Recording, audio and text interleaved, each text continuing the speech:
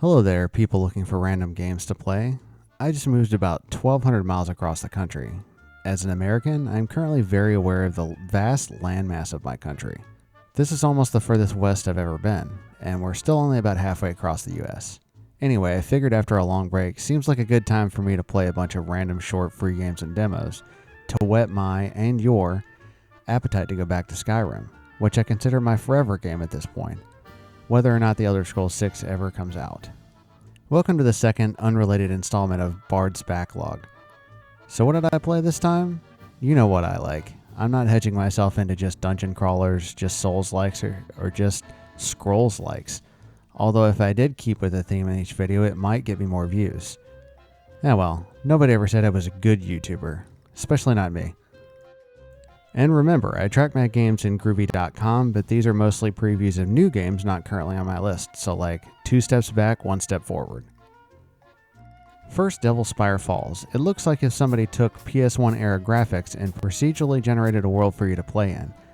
A big open world. No really, every time you start a new game, it generates a new world. It mostly looks like a flat wasteland with points of light to see, but I feel like it has interesting prospects. Good bones, you might say. You may notice the enemies hearing me and then saying, "Must have been the wind." It essentially has vanilla Skyrim's melee gameplay. It even has some of the Elder Scrolls sound effects, so that makes this a Scrolls-like.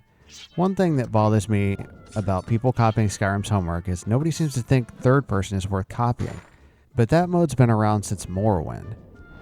It looked absolutely goofy, but so did a lot of Morrowind in general. That was a part of the charm. So anyway, I think this game has merit. I would give it a decent, original. It's worth a try. It's currently in early access in a playable state, but also has a demo where you can try it out. And try may be an understatement. Time will tell with subsequent play of this game if you get unique experience every time you play. Still in early access for $15. Check out the demo to see if you like it. Dang, these dudes killed themselves with that fireball. Speaking of Scrolls-likes, Axis Unseen was created by a solo developer who worked on Skyrim and Fallout 4. First of all, it looks beautiful. You'll notice graphics aren't always the thing that I require for a game to be good, with many of the entries today being retro in various degrees, but it certainly can't hurt. If I had to describe Axis Unseen, it would be Skyrim stealth archery, first person only, with minimal UI and a focus on exploration. Axis Unseen definitely has a sense of loneliness about it. I played for a couple hours and didn't find a single friendly humanoid person I could talk to. I did find a few kinds of beasts, including a couple of what I would call bosses or world bosses. As you travel around and find more shrines, you upgrade your number of arrows and healing crosses. I found fire arrows also, which are powerful but don't seem to have the replenishment shrines around the wilderness. One thing I can say about this title is sound is definitely a factor. I mean, 2 things with that. Play with sound because it's the only thing that gives you the slim chance of hearing the werewolves and other beasts sneaking up on you, and be mindful of your own sound, like I said earlier, stealth archery. But it is very finely tuned. You can be easily noticed, but if you play your cards safely, you can get the drop on lots of enemies and get a couple free hits in. Overall, if the whole game is this, I might get bored eventually. Seems pretty samey, but for now, it has my interest. Currently available, also has a demo. The Bleakest Keep is described as an action horror roguelike. It's fairly janky. A lot of it is easy except this fucking demon guy. You've got a block, a dodge that takes all your stamina and takes about 10 seconds to refill, and is therefore not the same dodge as a Souls-like. I don't care what Iron Pineapple says, this is pretty far from a Souls-like. You have a bow which can also be gun, with a limited amount of ammo, but enemies drop more ammo as you kill them in melee. Look at how violently he kicks open every door, including the shopkeeper's door. A lot of the enemies have telegraphed attacks, but this fucking demon dude is extremely hard to read and just dive bombs you over and over. Even if you do time block him, he sits there for a second, can be hit maybe once, and then starts dive bombing again. So like, if I meet him, so far, it's usually a game over. For all you gooners out there, the one friendly in this game that I've met is Juliet, a big boob goth chick who seems to account for a lot of the game's animation budget. I mean, for a bunch of polygons, she's alright. All in all, I didn't really make it very far. This game is pretty janky. I kind of view it how I do with a lot of roguelikes. Play it until it feels repetitive. Well, except Risk of Rain 2, which I loved. Of course, I had a friend to play with. Honestly, I wonder how these games get popular, and I figure it must be because they have a community or couch co-op, which I miss, or online co-op. Release planned third quarter 2025, demo available, which means it's still cooking. Verho, a dark RPG, and it even admits heavy influence from Kingsfield. As a person who's never played Kingsfield, but has played several games that also claim they're Kings-likes, such as Lunacid, I feel like the overall vibe is there. You've got the first-person view with a block, telegraphed enemies, dark fantasy, dark cryptic NPCs, exploration, all in PS1-era retro graphics. Side note, I should probably play Kingsfield someday so I know what I'm talking about. In short, Verho is Kingsfield with masks.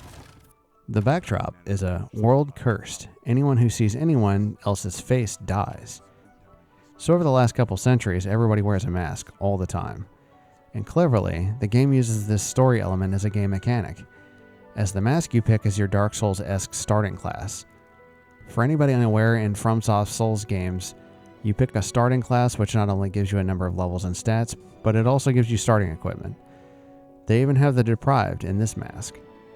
It's definitely got my interest. Planned release 2025, with no further details. Demo available. Now we come to the cozy space building part of the list, which apparently is going to be a staple here. Remember Cubic Odyssey? Well, I played the Star Wars demo. Get it? Star Wars? Star Wars? Haha. For about 45 minutes, which is the whole demo. I'm supposed to be in the playtest, but it's not currently happening.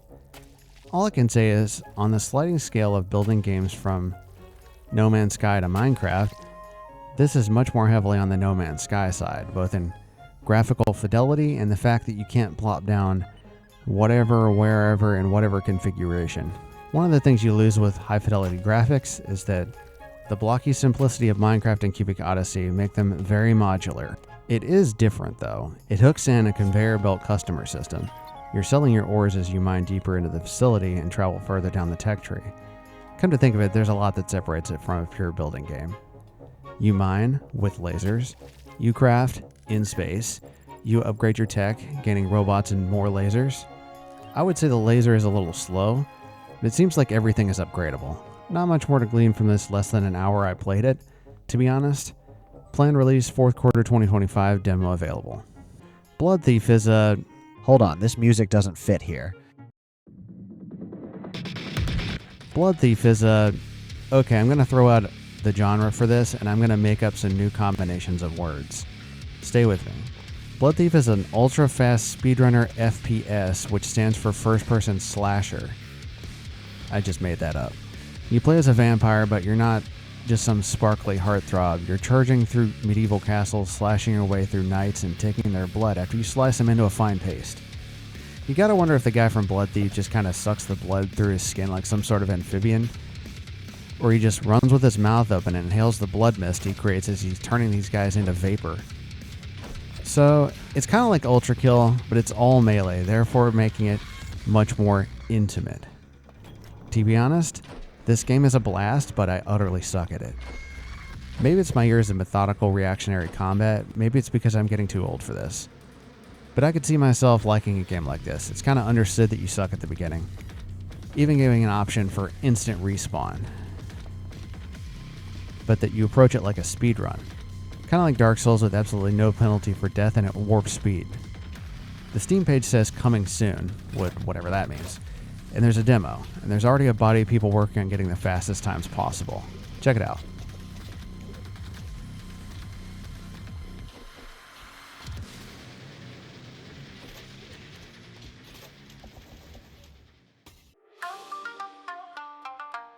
Burning Sword Death Sun, which is a really cool name, is an action wuxia game. Wuxia? That's how you pronounce it. It definitely falls between the slow, methodical, reactive, and punishing combat of Souls-likes and the all-capital letters speed of Bloodthief, Ultra Kill, and most FPS games. I would say my first impression is this game looks really good. You're really powerful, like a typical pure action title, and the regular enemies end up being really easy. Waves of pushovers that are pretty similar, but it's not a very long demo. On the flip side, The boss fight is just a giant bag of health. You hit him and 90% of the time he's completely undamaged. Only your super moves and your reaction moves damage him, and if you make one or two mistakes, game over, restart. It would take me a while to learn the mechanics, and honestly, this game annoyed me. One of those Chinese... Actually, no, this is from Thailand. Interesting. It looks really good, but seems pretty cookie cutter. But it is indie. Coming soon to early access. I would say they have some work to do. But I would give them a try again. Try this demo if it looks like your cup of tea. I'll look them up again when they get closer to release. I can't really tell a lot from a 20-minute demo. Cyclopean is a single-character CRPG, which stands for Computer RPG. I know every RPG on PC is technically a CRPG, but there's a whole history there I'd rather not go into. Okay, so they were the earliest computer RPGs like Ultima, Wizardry, and Might and Magic. Turn-based, often dungeon crawlers are top-down. The term differentiates them from the tabletop RPGs like Dungeons & Dragons, which the genre takes heavy influence from. Later on, the term came to mean things like Baldur's Gate and Icewind Dale, and differentiated them from Japanese JRPGs. Anyway, simply, Cyclopean is like if old-school 1980s Ultima turned very green and was heavily influenced by the works of H.P. Lovecraft. The author said the underground world, the Abyss, is modeled after the Dreamlands. If you don't know what this is, you can Google it. It's a mix between a retro top-down CRPG like Ultima and a dungeon crawler like Wizardry, which I'm also a big fan of. The later games anyway. The earlier ones are before my time and a little too old school. You can travel around the underground and talk to, barter, or fight things like ghouls with sanity mechanics. Zoogs, kind of like weird bird people, and cats, which in Lovecraft's Dreamlands are intelligent and can communicate, so what you would expect. Once you walk into the dungeon, it becomes the first-person grid blobber dungeon crawler like Wizardry. You have the same options as above, but there are traps and doors to find your way through. I haven't yet reached the destination or found the point of these dungeons, but it's also described as a roguelike, and for the life of me, I can't figure out how to restore my health, other than leveling up. So I guess dying and starting over is in the DNA of this game too. Which is fine, I guess. Usually games like this take a very large amount of time and progression to finish. There is apparently a 10 item, but I haven't seen it in any of the shopkeepers. Currently available only $10. Give the demo a try to see if you like it. Video's not over yet. Here are some more thoughts for you. I realize that this time was a little different than last time. This time I focused solely on upcoming or very new games, whereas last time I did at least throw a couple well-known games in there. It could be because last time I just happened to play what interested me because I didn't have my computer available for a lot of it, what I had at hand. And this time, what interested me were all the unusual new indie games coming out. There were a couple others I wanted to check out, namely Era Machina and Gigasword, but I just started feeling fatigue in talking about games. And oh yeah, seeing as how I have an insanely modded Skyrim, a decently modded Oblivion Remastered, and Daggerfall Unity, I figured I'd complete the set and get Morrowind, OpenMW. They just released a new version, and a big mod got a big update. Tamriel Rebuilt released Grasping Fortunes on May 1st, a large update. Tamriel Rebuilt adds a major portion of mainland Morrowind to TS3, Morrowind, which actually only included Vvardenfell and Solstheim. So I modded the heck out of OpenMW. Through that and Project Tamriel's offerings, which include Skyrim, Land of the Nords, but as it was depicted back in the days of Morrowind, and Project Cyrodiil, which obviously adds Cyrodiil. And oh yeah, Morrowind has a physics mod now.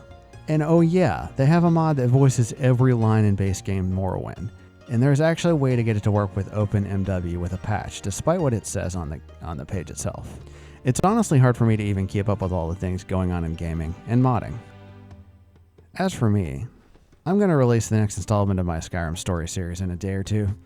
Maybe if this gets views I can leech off of it, because if I'm not at least making something I want, what is even the point? In other news, I read the Kyoshi series, and blam. And 2 out of the 3 Fourth Wing books. If anybody really wants me to talk about those, I will. So at least my books read is outpacing my number of video games played. Again, making me not a complete degenerate. Anyway, that's all I have to say for now. So long, and thanks for watching.